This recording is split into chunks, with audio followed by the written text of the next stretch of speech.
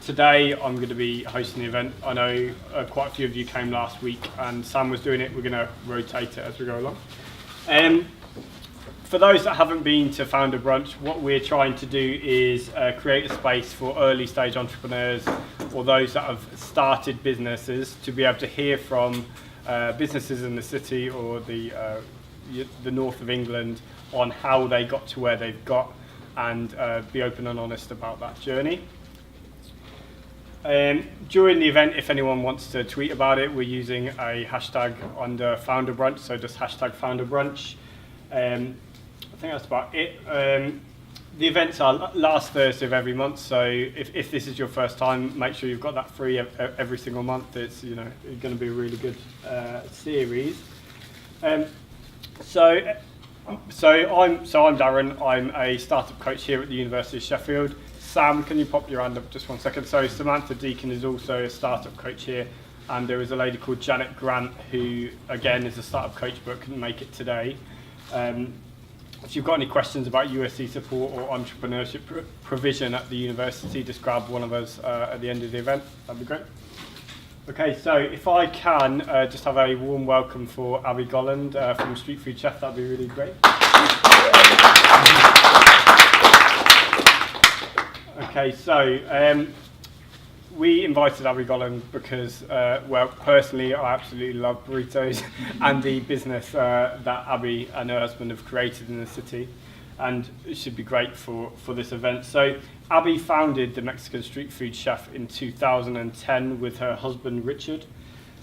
They opened a business on Pinstone Street originally and then moved to an Arundel Street restaurant premises later in 2012.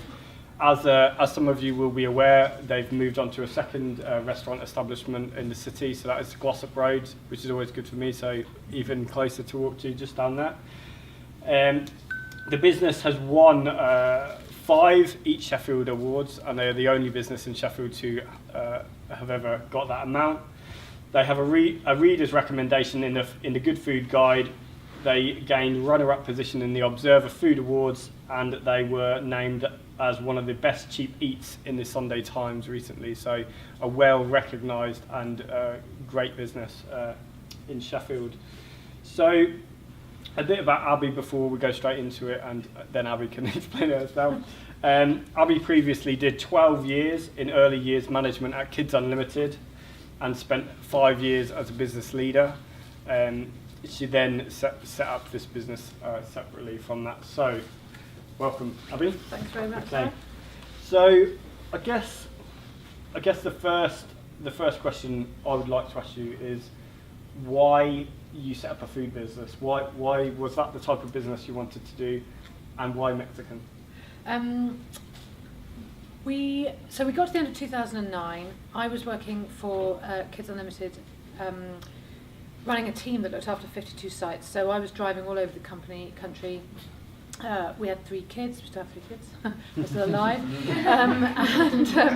It just wasn't really working. As much as I really, really loved the job, it just wasn't really working for us as a family. My husband, Richard, is unemployable. He's always had his own businesses.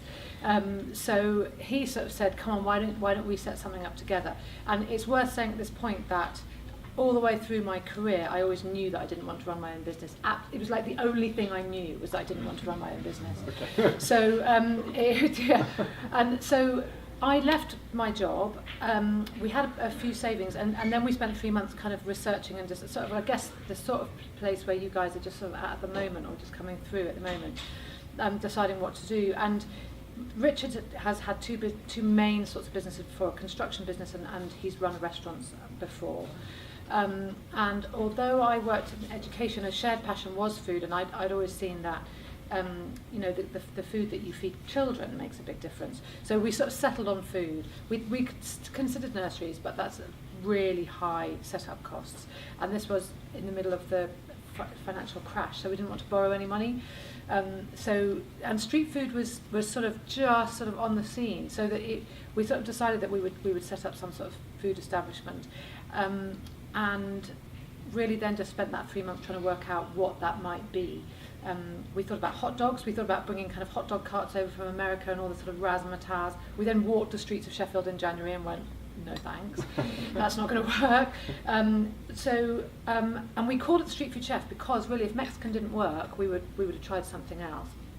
We settled on Mexican because it was a mixture between recognising that what was important for us was we wanted to offer food that made you feel good. That was really, really important. We wanted to be able to offer reasonably priced food that made you feel good. I was just talking to a couple of you earlier saying, you know, I love fish and chips, I love a burger, but afterwards I'm like, oh God, you know, I don't feel great.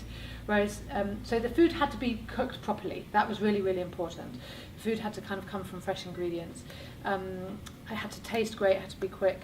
And then Richard's dad lives in Toronto and he was sending us stuff about burrito bars and taquerias, and we also noticed that the big boys were coming over. So Taco Bell had tried in the 80s and it had not worked. They'd gone back and they'd just come back across the Big C, and also Chipotle, which is a really great burrito business in the States.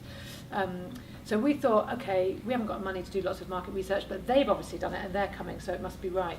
So, and there was no one doing it in Sheffield, so it was a mixture between it fitting our values. We thought it would, we liked it, you know, it was nice, and also thinking there was a business, there was a gap.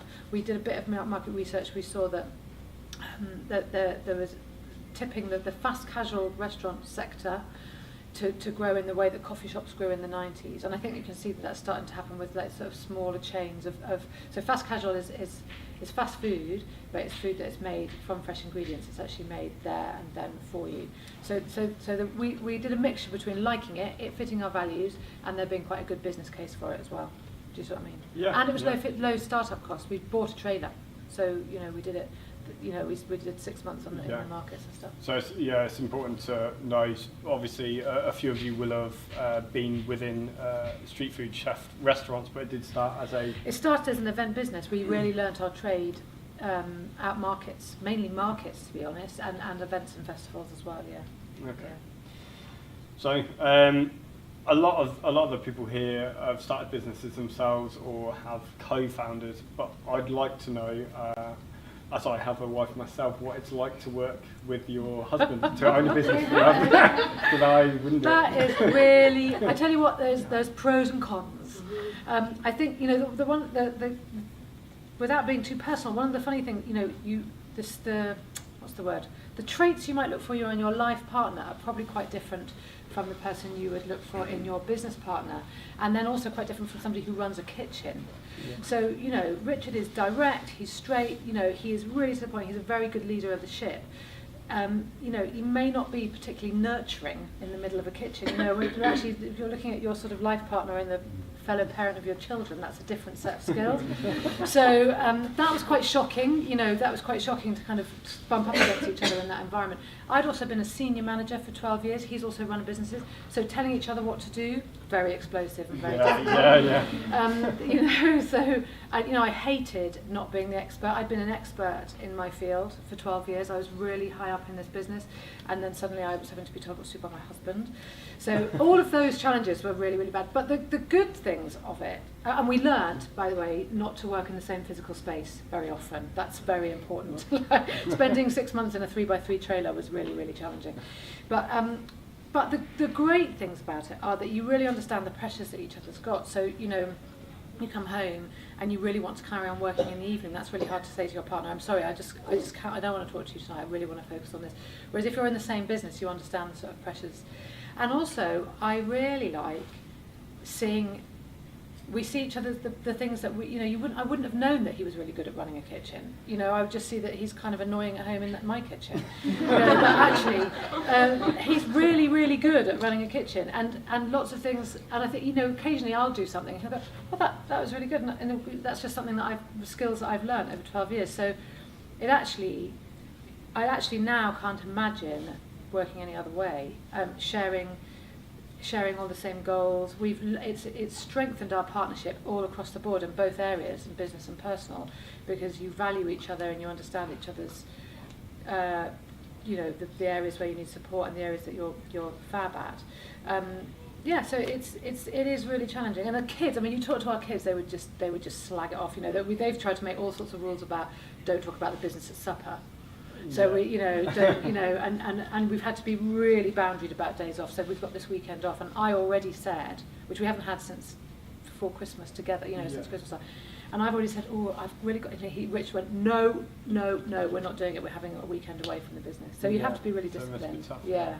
So you've mentioned your children. Do you think this will be a business that is family run going forwards, or are they no Mexicans? Maybe. They're all teenagers at the moment, so at the moment everything we do is bad, and square and like awful. So maybe. Our middle one is really, really good.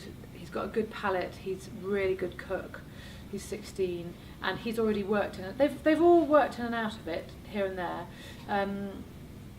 So I'll see. I don't know if not sure yet. Yeah, not sure yet. So the title of this event was Street Food Chef on Scaling Up Awards and Building Great Teams. Your business has moved in expansion to multiple premises now in Sheffield. Can you tell me what you think makes a good team, both from a managerial perspective and from a working alongside? I think a really important thing about recruiting people, I don't know if you're at that stage, but is understanding what's really important to your business, and actually they'll be the same thing. One of the things that I've really learned, if I just go back a step before I answer your question, is the values that you instill in your business you have to be completely aligned with them. And I always say, sort of trust your instincts. They're really good. I had to sort of learn how to hone my instincts. Having been an employee for 12 years, I had to, but whenever I don't go with what my instinct is telling me, I'm proved that I should have done, So, and that goes with hiring people as well. And so the people need to get, I'll just talk about the street food chef, they need to get the street food chef, they need to get what we're doing. Before, I would prefer to have somebody who understood how we work things, who gets it, who can work with us, and I will train them to roll a burrito and to cook salsa. Yeah. That sort of attitude is and it doesn't mean that they're a bad person if they don't fit with your values, but that is really, really essential. So the recruitment at the first stage is really essential. With this time when we opened Glossop, we did a recruitment day, which was the first time that we had the sort of money in the operation to do that, and everybody that's come out of that recruitment day has been a really good appointment. Okay. So that really, that was really proved to us that we have to get that first. So that when you say what makes a good team, that's the first thing they need to get it, and have some clear values yourself, or mission statement, or goal, or whatever word you want to use about where you're going. Maybe even in only 12 months' time, what you want the business to look like, and that will help you when you're recruiting people. So recruitment is really, really important, and then obviously induction. So what makes a good team for us? That manager role is also really, really key now that we're moving away. I guess if you're at the beginning of your businesses, you will be the manager and the business owner probably. You'll probably be the real operator, but that manager and that relationship between us and the team is really vital. And then transparency. We share everything. Why hide stuff? That doesn't make. If you want somebody on board, even share the difficult decisions. We're not asking your team to make the decisions, but if they understand the difficult decisions you're facing, then they'll get on board with you. So an example would be we have a central unit now where we store all our stuff, where we cook all our meats, and we have a team there, and we're trying to make that as efficient as possible. But what we've discovered is whenever we use the word efficient, they hear like negative stuff. So what we've actually done is said, right, why don't you understand? We'll show you our business model. We'll show you the costs involved here. We'll show you how this is only going to work if the staffing costs work this and this way. And they've all got on board. So that transparency for us is really, really important. We try to be a really honest business, and that seems to make the team. The team will jump on board. Does that answer your question? Yeah, I think so. I think it's important to have that kind of personable angle to managing other people. Yeah. But did that come naturally to you, or did you have to seek training? okay, I think that that we have different approaches. So Rich can only be himself. That's that's him, and he is who he is. Because I've worked for another company for 12 years, I was used to kind of fitting into other roles, and so we balance each other quite well. We are always investing in ourselves, going on training or networking or seeking a mentor. I think a mentor is probably what you're all accessing through this organisation anyway, but mentoring for us is really, really vital. So we have joined a networking group of other business owners at the same sort of place with us and further on, so that we can hear from them about our leadership style. Yeah. So that leads nicely into a question about mentoring. So what would you look for from a mentor if you were in these guys' position on seeking one? Because there's so many skills. It's really difficult, isn't it? Yeah, we've had several. I would try to be really clear with yourselves about where the gap is in your business. So whether that's in your skill set or in your business. So one of the first time we took on a sort of formal mentor, we accessed I don't know if it's still going now, through BESI, through the Business Enterprise South Yorkshire, which definitely isn't going now. We accessed this bank manager mentor scheme. So the high street banks were offering for free mentors, as long as you didn't bank at their bank, so there wasn't a sort of conflict of interest. And we accessed that because we recognised that there was an absence of finance skills in our business. So Rich was very much the operation and very much the sort of the people management, the sort of back of house marketing, also operations, but we didn't have all the financial knowledge we've just learned as we've gone along. So we accessed this mentoring, and it was invaluable. We went to see him once a month for about, 7 or 8 months, and he just signposted us in good directions. He never told us what to do, but he helped us, and from that mentoring, really, we've got brilliant cash flow systems now. So if you're looking for, and then you outgrow your mentor, then it was like, actually what we need now is we need something that's really going to help us scale up. And we want to understand about how our leadership is going to change. That's really, really vital. And how we manage a large group. So now we're seeking a different sort of mentoring. And also consistency is something that's really on our mind. Like as we grow, how do we manage that consistency in the different units? So we're seeking a different. So I would go for do a SWOT. A SWOT: strengths, weaknesses, opportunities, threats, and work out where your weakness or your threat is, and see how you might a mentor. The skills that they have. They don't have to be in the same business. Yeah. Okay. Or they might be, because that might be something that's really important for you at that time. So for now, I do want to seek somebody who's in the same business because I want to understand how to grow food retail quick. Yeah. Okay.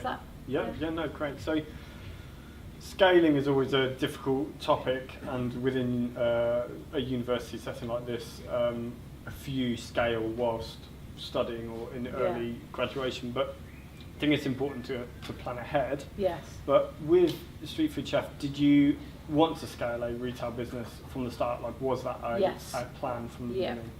That was always the plan. In terms of business plan, I always say you need to know where you're going. I've met entrepreneurs who are really successful who don't go in business plans, but this is just for me. So we always had, we had a business plan, a 5-year plan, which we're at the end of, which we now need. I'm a bit like, we need to redo it. And that business plan, very much, it's really difficult to forecast cash flow and profit and stuff, which obviously you have a go at, but that's a little bit like sort of that.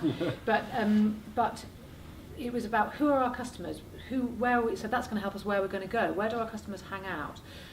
Are they students, are they professionals? What are their habits? They're techie, so we need to have a good social media profile. So that's what the business plan was useful for. But we said, right, 5 units in 5 years. That's really, really important. And we're just terrifyingly looking at unit number 4 really quickly. It's come on quicker, which is it. But so we'll have 4 units plus the event business, by the end of the 5 years, which will be really, really good. That was always our thing. And it meant that last year we took a big, brave decision to open up the Attica unit from where we cook all the meats. Yes. And that was a massive, that was never part of the plan, but we realised that our product is really labour intensive, so that our staffing bills were really expensive, and what we're trying out is if we have a central place where it's going to help us manage consistency in terms of food quality, it's going to help us to manage consistency in terms of costings, because we're going to know how much food's come out and how much we get in, and it's going to help us manage the staffing costs eventually. Obviously, setting it up was a huge cost, so this year we've taken a hit. We sort of plateaued from a profit point of view in order to jump. So we stepped back in order to jump forward. So yeah, that was part of the plan. I suppose it is quite a different business than because I hadn't even considered that you would have a different facility just for making the food, and then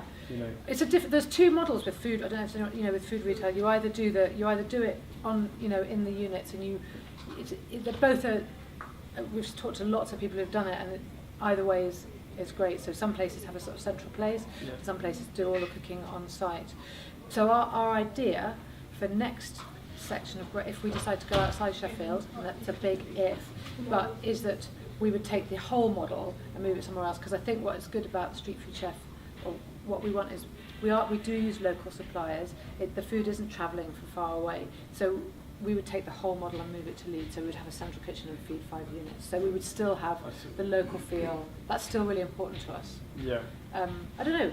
Will it work? We'll see. Yeah. Okay. Well, it's exciting to see a business in Sheffield doing so well.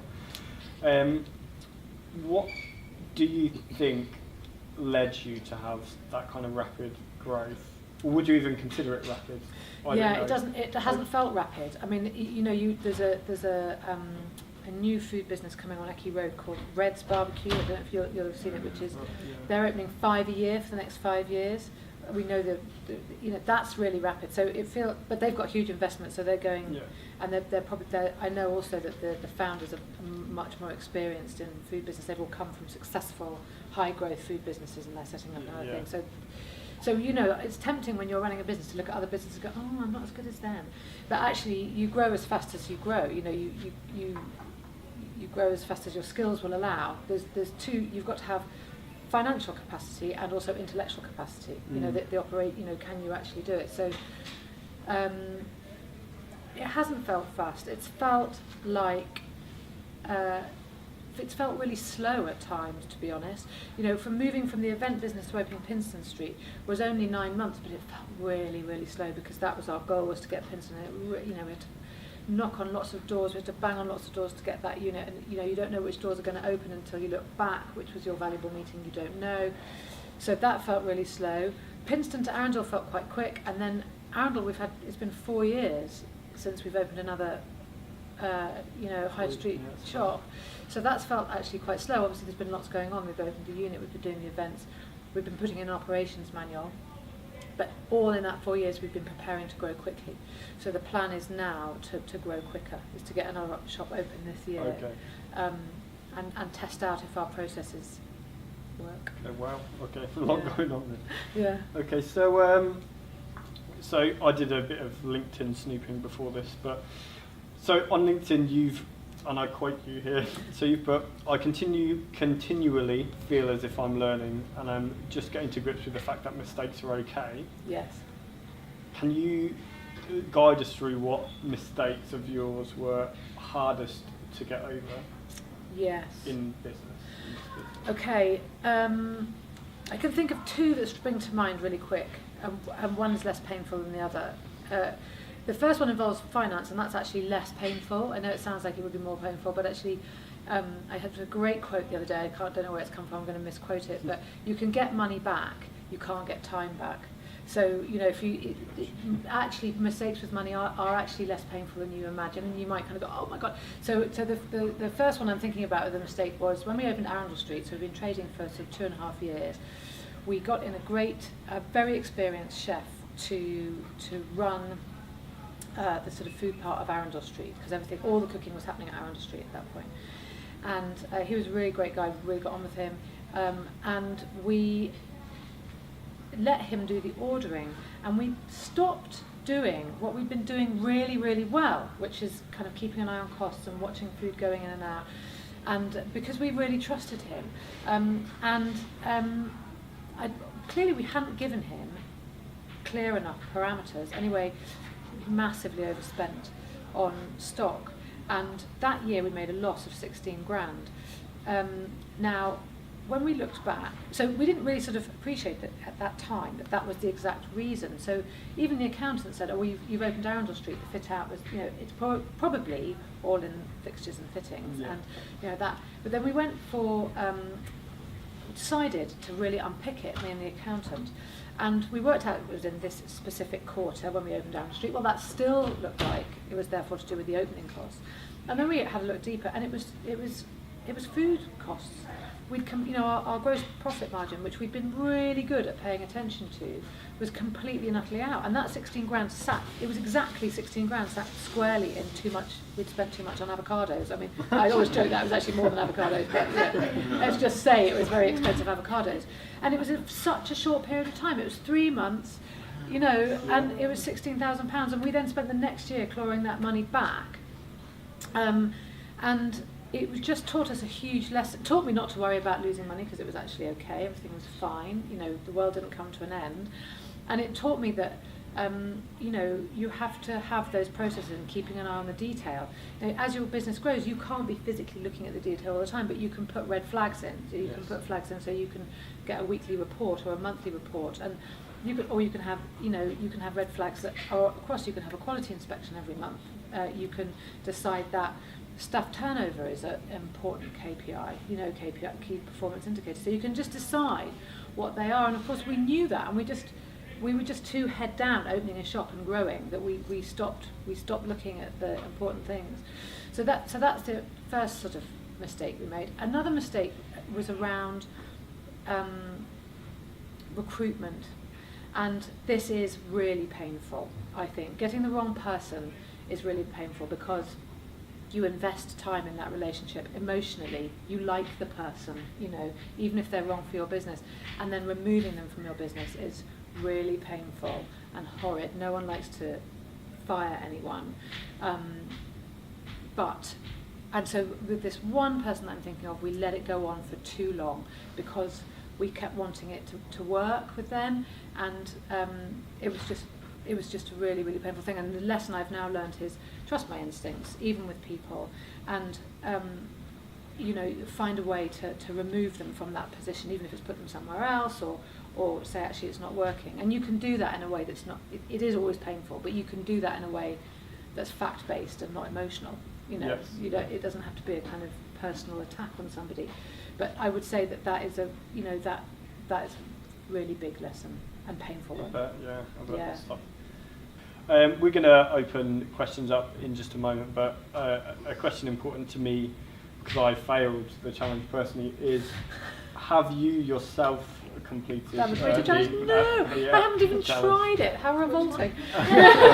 So we have in the shops we have a 3.5 pound burrito that you have an hour to eat, and it's covered in all the salsas and the guacamole and the sour cream, and you get a lovely badge if you do it. No, Richard has and failed, and but it's about 40% of people pass it. But not my thing. So I would recommend trying it, but it is a painful experience. So physically, okay. So who would like to ask a question? We've got quite a few. So Hayla. Hi, so my name is Hayla. So have you received any investment for your business so far? And if you're thinking about expansion, are you considering that as an option, or do you want to do it organically? So up until now, we've done it organically. So we had a bit of money in ourselves, and we've had a couple of loans from the bank. And we've used Funding Circle as well, which is a sort of group funding thing, crowdfunding thing. But we have, up until this point, decided to do it organically. And again, this is very much about, because of what I was saying about the way that me and Richard learned. And also, we wanted to, because we hadn't worked together before, that was really important that we kind of worked out how we were going to work together before we brought an investor, like a venture capitalist or somebody on board who would have their opinions. And then we'd have, we needed to feel very confident on that. So now we're at the end of this 5-year plan, and literally this weekend, our plan is, even though we're having a weekend off, our plan is to talk about the next 5 years and what we're going to do. Because if we want to grow quickly, we would need to bring investment, and perhaps somebody on board, who might buy a bit of the company and have an input. So now is the time. But just the way that we wanted to do it, we wanted to really feel comfortable about our product and our model and all of that before we invited somebody else on board. We haven't found getting money too difficult. It's felt hard at the time, but looking back, we have always found a way to find some. I think we got turned down for a loan once, and actually looking back, the reasons were absolutely correct. We weren't ready to make the leap at that time. So yeah, it's not been too difficult. I would say to people that there is always money out there. There's lots of different ways, but yeah, venture capital's next, maybe. I'll take you. So speak of I think your question prior to this about marketing leads quite well onto this, because I noticed that you guys have started selling your salsas. Yes. You have a cookbook and all that kind of stuff. Yeah. I know that there are other businesses that are like kind of food businesses that have grown because of the marketing of their of a specific product over necessarily like the food itself, like reggae sauce or something like that. And is that something that you're trying to push more into, or? It's interesting. It's the cookbook's actually the Sheffield cookbook it's a street food cookbook that we feature in. So there's lots of other street foods in there. It's just interesting to get another income stream, really, and see whether that's something that might develop. But we went to one of these sort of networking things the other day and spoke to a food retailer who made a really good point, and he said the skills you need to run a food production unit, and therefore maybe sell salsas around the country, and the skills you need to run a food retail unit are quite different in terms of what skills you have in your business. So at the moment, I think that we are going to continue. We've got the skills to open shops, and we've very much need to continue learning in that area to make those shops valuable and profitable, continue making profitable. So the salsa is an interesting sort of project that I think that if we were going to push it, we would need to bring somebody else in who understands food production better, So it's just interesting to see if that starts to grow. But at the moment, it's just kind of nice to put it in the shops. It's rather than kind of have it out there in other places.